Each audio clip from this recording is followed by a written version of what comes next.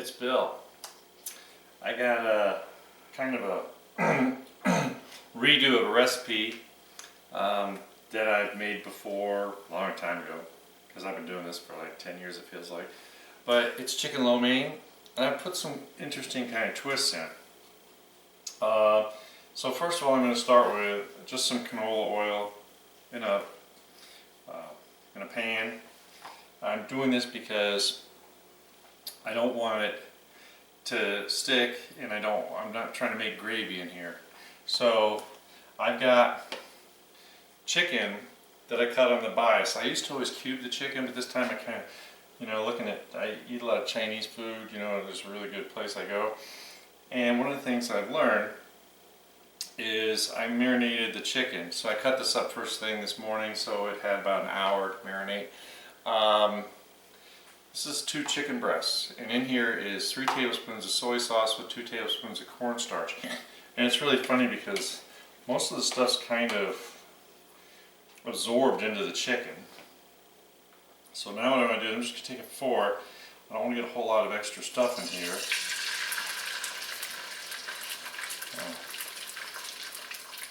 Get like 2 little piles here if I can.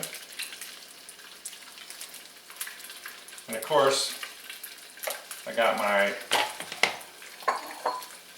bowl when it's finished, so now I'm just going to take my spatula and kind of lay it out here. Or my tongs.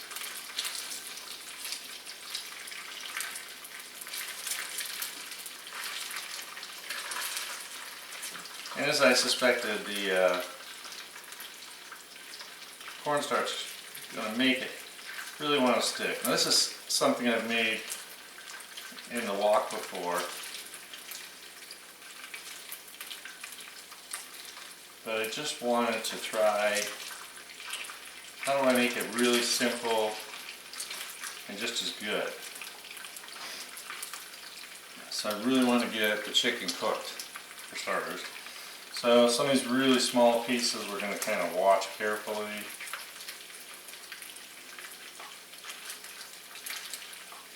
And I can really feel how they're really, cornstarch doesn't want to give up, man. It really wants to stick in here. So that's why I'm using, now if I were to use my wok, that would be fine. Because you just keep stuff continuously moving.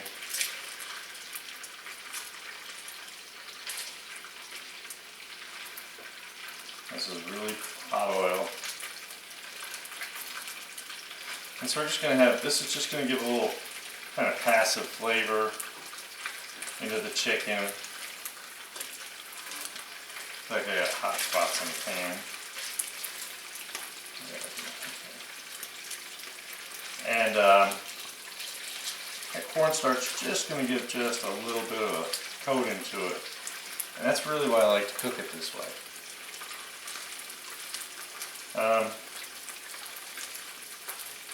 Obviously this is going to take a couple batches to get this knocked out. I want to show you basically what we're looking at.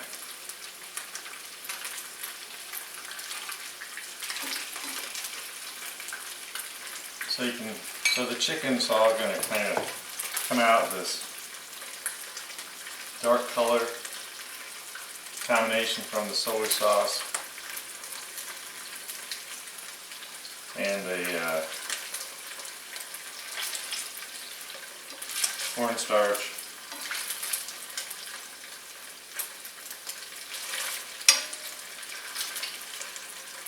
And it'll really be good. Alright, so I'm going to finish my cooking. See you back in about 5 minutes when I get this all cooked. Alright, so I got all my massive amount of chicken cooked, set aside. Yeah, they were 2 pretty good sized breasts. And I cut them on the bias, and so if they're really thick, I cut them lengthwise in half. So you get all sorts of different sizes, just like Chinese food. Alright, before I get started, I want to tell you, so I'm going to make this a little bit of heat. So I've got some sesame oil in here, a couple tablespoons with a little bit of the canola oil that I use to cook the chicken in, so it's just enough to coat the bottom. Well, I got these Chinese peppers, pretty darn hot. Well, I have them left over. So what I always tell people is, you want to get them soaking, because we want to kind of cook them in the oil a little bit. And the oil's not hot enough to sizzle them up. And I always cut the stem end off. And you're going to lose some of the seeds, but that's okay, because you don't really need those seeds.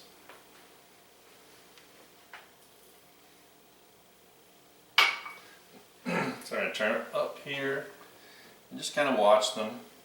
I'm not really rehydrating them. That's not the goal. I just want to kind of give them a little chance to sit and get happy in the oil. And as the oil heats up, I'm going to hear them kind of crackle a little bit. And that's when I need to start finishing this recipe up. I'm getting hungry just looking at this. I will admit this is one of my more complex recipes. It's got a lot of ingredients, but I just think you just need to balance a lot of stuff out when you cook some of these Chinese recipes. There's so much depth in them. I was watching a show, I think it was one of Guy Fieri's shows, and they talked a lot about that. Alright, so I'm just getting that crackly here. So I have a bunch of green onions. Now remember, the green end you want to cut off, and when you start at the root end, you want to slice the root off. Rudolph the Red-Nosed Reindeer. And cut them pretty thin, but then as you get up towards the little kind of stem part, you can cut it bigger. Pretty darn hot. Turned on just a hair.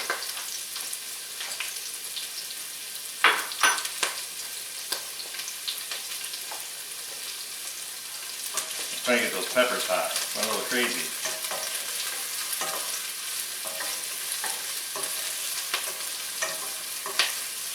Calm down. Cool down. These pans do hold a lot of heat. So the scallions, green onions, whatever I call them, are getting real vibrant green, and that's what happens when they hit this. Alright, so the next thing I want to do, I want some ginger paste. Alright, this is great because it's like ginger you can eat instead of getting like pieces of ginger in it. And I just want a couple tablespoons. And I'll have the, you know, like I always do in my recipes, all the amounts of ingredients, in case I make a mistake, right?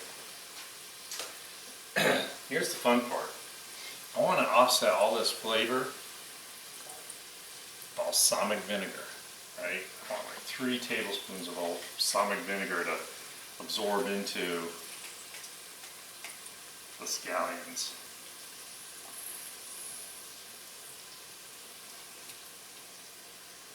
Maybe not 3 tablespoons, that seems like excessive, but I'll have 2 tablespoons. Oh, yeah. Alright, so how do we keep going with this movement? Well, guess what? Chili garlic sauce is back in town. So I want to get a couple tablespoons because we're going to keep that heat profile going. Oh yeah. I want a couple good size. That's probably about 3 tablespoons because I'm using a small spoon.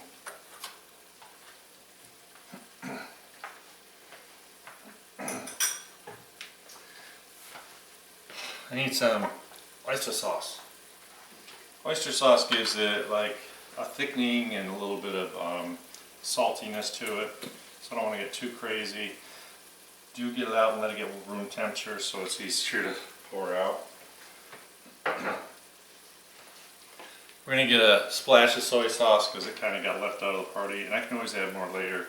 I just want like a tablespoon in there. Alright, here's where the fun begins. I got some peanut butter, okay, so we're going to put like a Thai twist on this. And I want a big scoop of it. Alright, come on.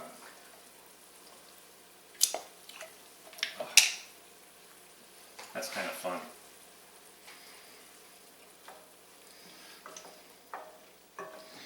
Get the heat rolling a little bit. Get all this stuff mixed up.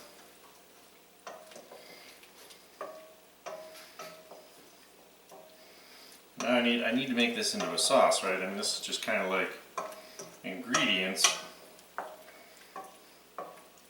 So what am I going to do? I got a can of chicken broth, and I want to put about a cup in here. Just maybe 3/4 cup to start. 3/4. And I want to get this up, simmer it, make sure everything's getting mixed together real well. And it's a whole lot easier to stir with the less ingredients in it. Flavor's just amazing. I mean, just that balsamic vinegar and the peanut butter, the sweetness and the sour, just makes this a really great.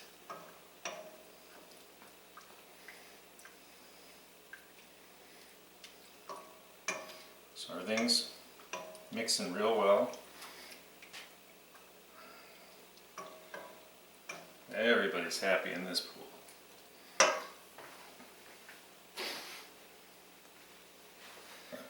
So here's my chicken, and I'm going to reserve out some. Don't really need all, because these were such big chickens.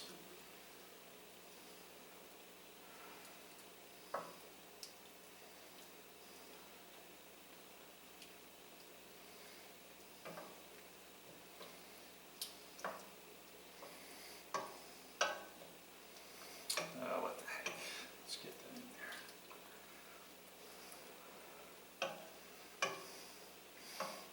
Because I really want to get the flavor and all that chicken. I was going to say, oh yeah, sink. I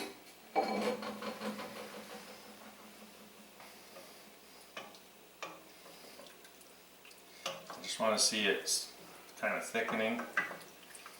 Getting that chicken all coated.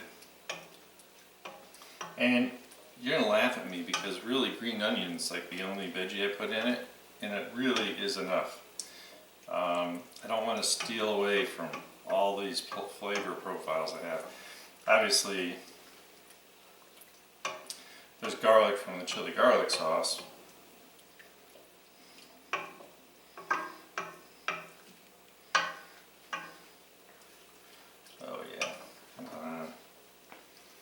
Some action here.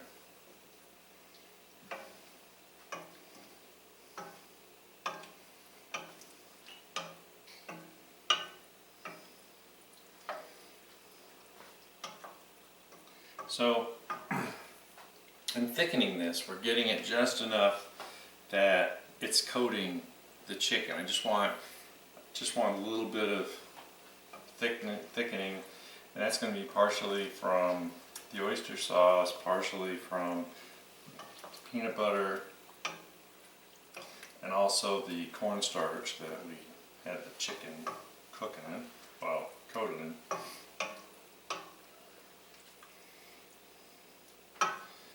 Just get a little glisten to it.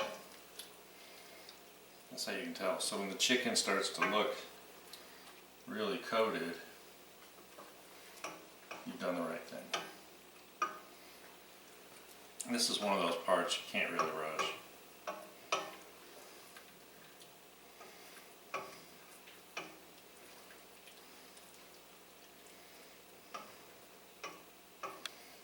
Okay, I think I'm really doing good, right? So, what is lo mein? Well, it's a noodle. Well, I don't keep lo mein noodles around. I don't, but what do I always have, and I've said this before, I always have linguini. It's a really close substitute. I like the durability of the linguini. It's depending on which brand you use. It freezes well, cooked, and you can bring it out and mix it into all sorts of things. So I made some eggplant parmesan couple weeks ago, and all I did for the linguini for flavor was olive oil, garlic, and Italian parsley. So I thought about it, and none of those things are going to ruin this. So I just need to start working this in. Mamma mia.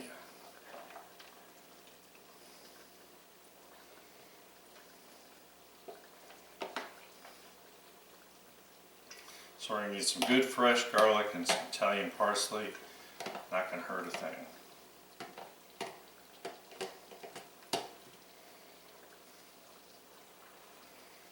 Alright. I'm going to turn this down. I need to do some tossing.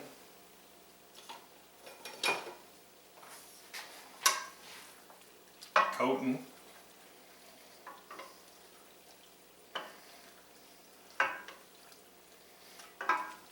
Just getting a good coating on everything.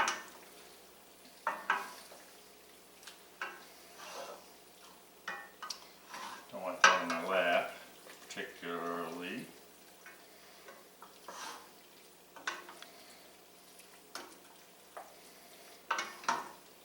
You could use like a spaghetti server spoon things to do this if you wanted. So I'll make sure I'm really just making sure the pasta is nice and hot now and well coated. There's still some spots in the middle.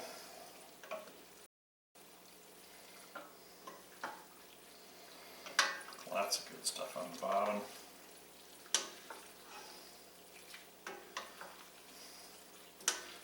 My, oh my, what a wonderful day.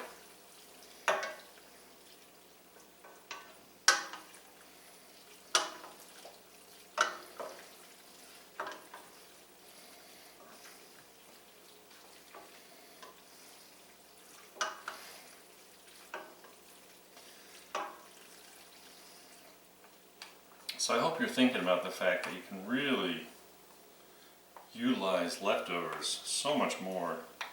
I know so many people that if they do save leftovers, they get hidden in the freezer for a year and then thrown away because like, oh, that's too old. And use your leftovers. I look in the freezer all the time, like, what do I have? What can I do with it?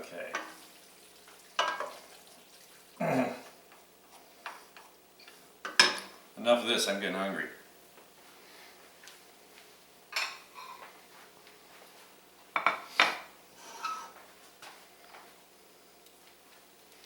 This is so I don't drop it and spill it all over the place, right?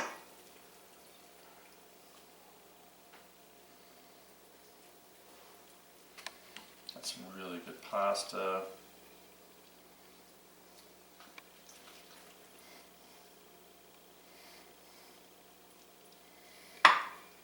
You will not be sorry. This is really good. And just make it look pretty. Get some of those scallions on top there. I always say, I wish you could smell how good this is. I mean, it's just, it's really incredible. Like, why is it so hot? Well, that's the burner. Sorry about that. But, I mean, honestly, that's a beautiful meal. Yes, there are more ingredients than you're probably used to seeing me do, but I think it's worth it. You'll have a lot of fun with it. That being said, I really need to eat some of this. Appreciate you guys. You've really been great to me. And I've got some other really cool recipes coming really soon in the works. Some take longer than others, sorry. And I do like to throw out some little flingers there that are just really simple stuff. I think that's A, a good way to give you some ideas, and B, stay in touch. I hate falling off the planet, off the internet for days at a time, but it does happen sometimes. Anyway, I want you to have a great day. I want you to keep watching my videos, and I'll see you soon.